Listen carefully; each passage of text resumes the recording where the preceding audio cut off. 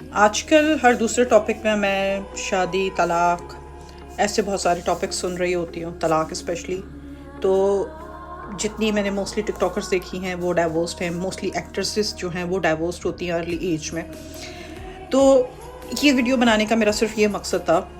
کہ جو پیرنٹس اپنی بیٹیوں کی ارلی ایج میں یہ سوچ کے شادی کر دیتے ہیں کہ ارلی ایج میں شادی ہو جائے گی، اپنا گھر بسا لے گی، اپنے گھر کی ہو جائے گی، تو یہ بھی یاد رکھیں کہ جس کے ہینڈ اوور آپ اپنی بیٹی کر رہے ہیں نا، تو اس کے ساتھ بہت سارے عناصر جڑے ہوئے ہوتے ہیں، جس میں لڑکی کی ساس، سسر، نند، جیٹھ، جٹھانی، دیور، دیورانی، نندوئی اور رشتے کی خالائیں، رشتے کی پھوپھیاں، یہ سارے ایک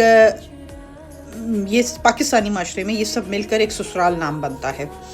تو یاد رکھیں جب آپ اپنی ارلی ایج کی 15-16 سال کی 17 سال کی بچی کو کسی کے ہینڈ اوور کرتے ہیں جس نے اپنے ماں باپ کے گھر میں سکون کی زندگی دیکھی ہوتی ہے، نہ پکانے کا ڈر، نہ کھانے کی ٹینشن،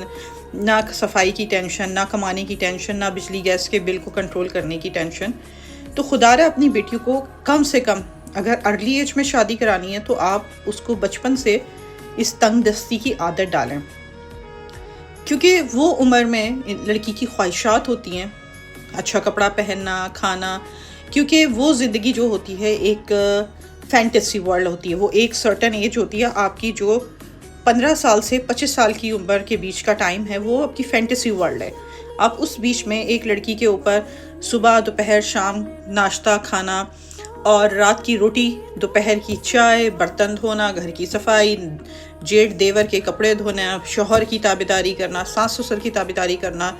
جیسی چیزیں دوسروں کے سامنے ان کی جھوٹی عزت کرنا، لوگوں کے طعنے برداشت کرنا، جیسی ذمہ داریاں ڈال کر آپ امید کرتے ہیں کہ وہ لڑکی اس شادی میں لانگ ٹرم سروائیو کر سکے گی، جو کہ ناممکن ہے. کیونکہ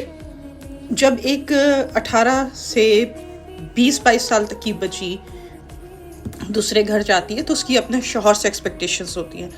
یہ نہیں کہوں گی کہ ساری ارلی ایج میرجز خراب ہیں، لیکن اگر ہم ریشو دیکھیں 100 میں سے 75% اور مور دین 75% ڈائیورسڈ ہیں. کیونکہ ایک لڑکی، میں اپنے پرسنل تجربے پہ آپ کو یہ بتاتی ہوں، میں نے بھی یہ سارا کچھ فیس کیا ہے. بہنیں، جس گھر میں بہنوں کا عمل دخل زیادہ ہو، شوہر نے بہنوں کو اور ماں کو ترجیح دینی ہے، بیوی کو ترجیح نہیں دینی. ہر معاملے میں یہ نہیں کہوں گی کہ آپ مشورہ نہ کریں، لیکن بیوی کو بھی بولنے کا یہ حق دیا جائے، کیونکہ جب ایک چھوٹی عمر کی لڑکی آتی ہے تو اس کو یہ کہہ دیا جاتا ہے تمہیں عقل نہیں ہے. تو بھائی جب معاملات اور فیصلوں کے وقت میں آپ اسے بے عقل